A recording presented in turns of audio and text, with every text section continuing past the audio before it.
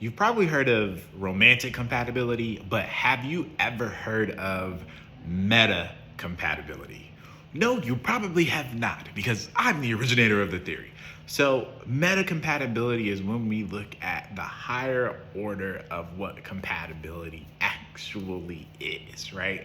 So, we are familiar with, like, oh, we need to have similar values, our personalities need to work, right? We need to have the capacity to meet each other's needs and expectations, etc., etc., etc. No deal breakers. Cool, right? Straight level, what I want, what I need, what you want, what you need. Does it add up?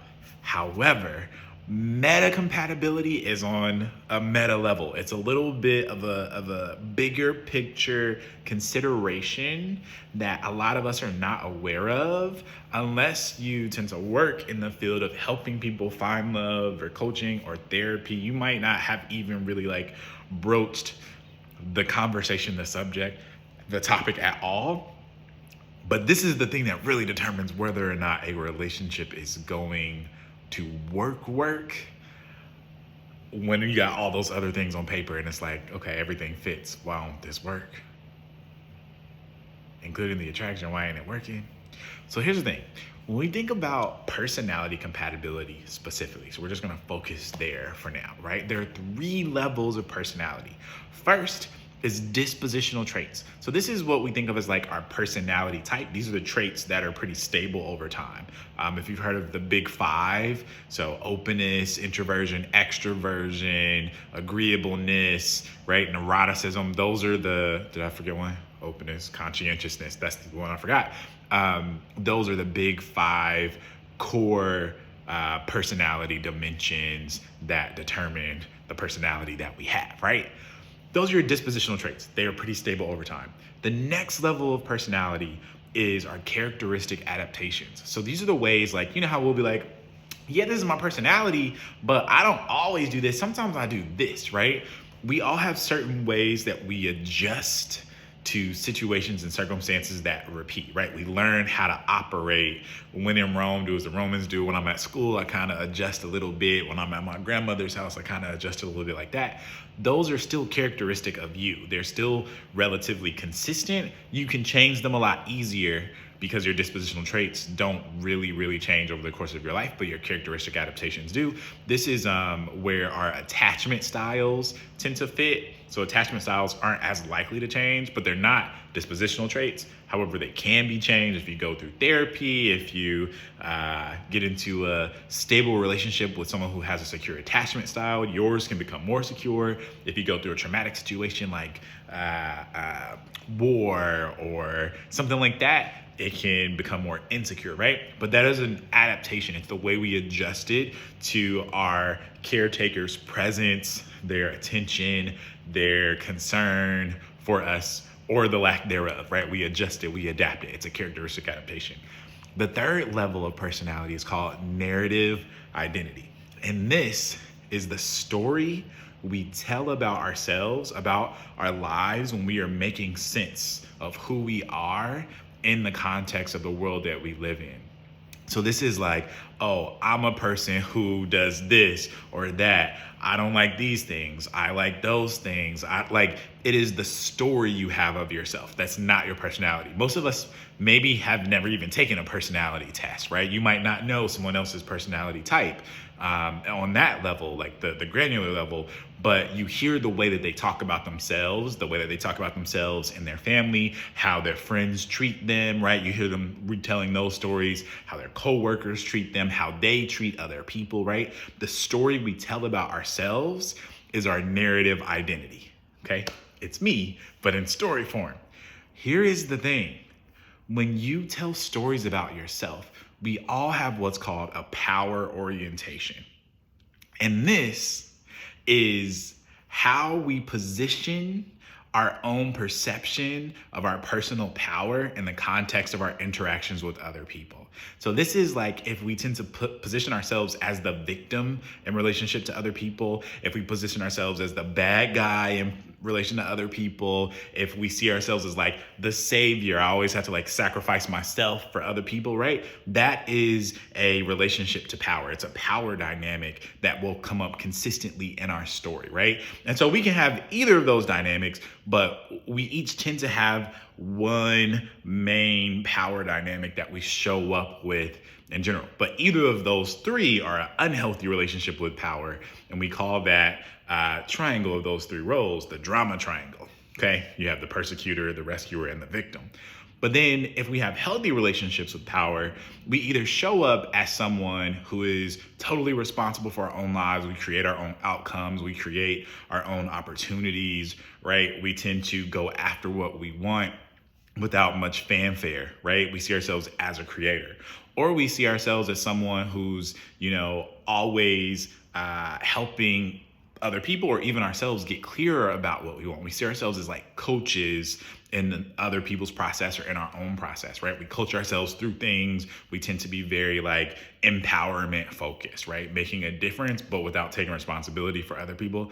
Or we tend to see ourselves as really great at holding people accountable, right? Creating challenges that that help people rise to the occasion, that help people really accomplish their greatest potential, right? So we are what we call the challenger, right? And each of those three positions, the creator, the coach, and the challenger, are all in what we call the empowerment triangle. So think of it like that: creator at the top, boom, boom, boom, right?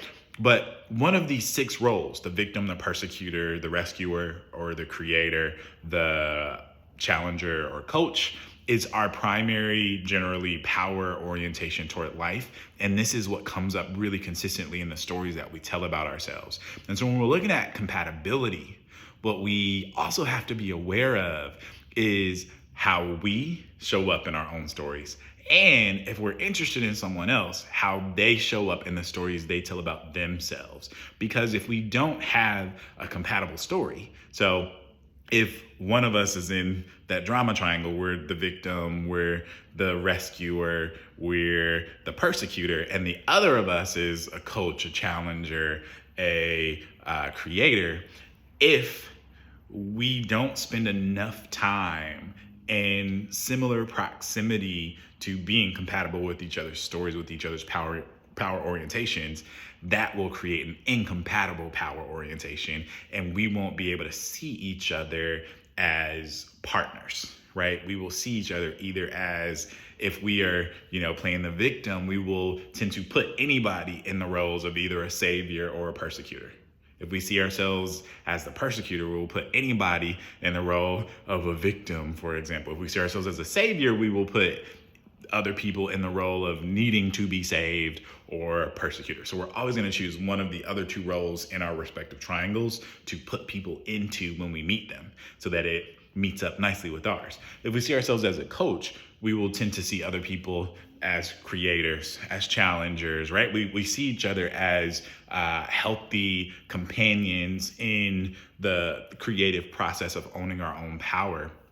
And we also know that we all will go through any of those other roles within that respective triangle. So all in all, it's really fascinating. We don't talk about this enough, but everything on paper in terms of like the granular compatibility, right? So your values, your personality, your interests, right? All that stuff. Are we attracted?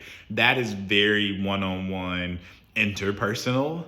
But if we are not talking about the meta-personal, the metacompatibility, those power orientations, and whether or not those are compatible, we are really going to have an interesting time. This is why you meet some people and you're like, I don't understand why this doesn't work, because like everything makes sense. It's not working because the power orientations aren't adding up.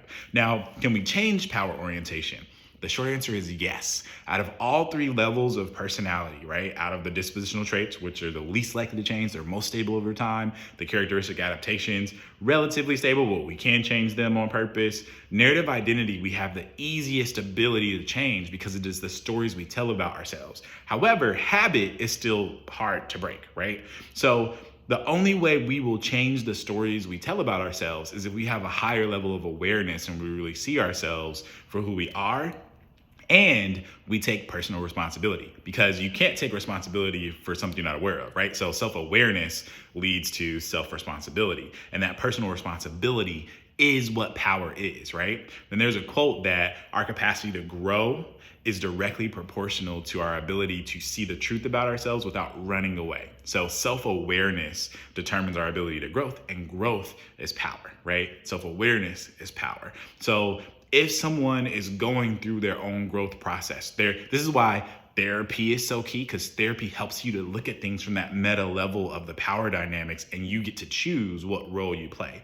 If you're not aware of the power dynamics, if you're not aware of the role that you are choosing or playing in your everyday life, then you're playing on autopilot. You are essentially a non-playable character, right? Like your story arc does not change. You're stuck in the role, and you'll keep attracting relationships that reinforce that. You'll keep attracting traumatic patterns that reinforce that, et cetera, because you aren't yet aware of your own ability to own your power or not. So I think I'll end here, because that was a lot. I thought this was gonna be like a 2-minute video. We're at 11 minutes, but let me know if you wanna know more about this. It's so dope. I'm gonna be talking about it in this really cool experience that I am about to accept a few people for. I think we're gonna keep a small group of like maybe 6 to 10 people, but it's all about romantic compatibility. We're gonna do a few weeks, so probably like 4 to 6 weeks, going through the different components of compatibility, how to know when someone's compatible, how to know when you are compatible with the goals that you have for yourself, like all those different things. It's gonna be really dope. Look out for those deets. But I just had to share this now. I was burning on my spirit. I was going for a walk, and I was like, oh, I gotta go on camera and hurry up, because I need to talk to somebody about this, but it's too late to talk to somebody about this, so I'm gonna just talk to the camera. So yeah. Tell me if you have questions, if you're interested in that, if you want to know more. Like, what do y'all think about what I said? Let me know in the comments or whatever, in the DMs. Yeah, and I'll talk to you soon. Thanks for listening. Sending you love, peace, and glitter.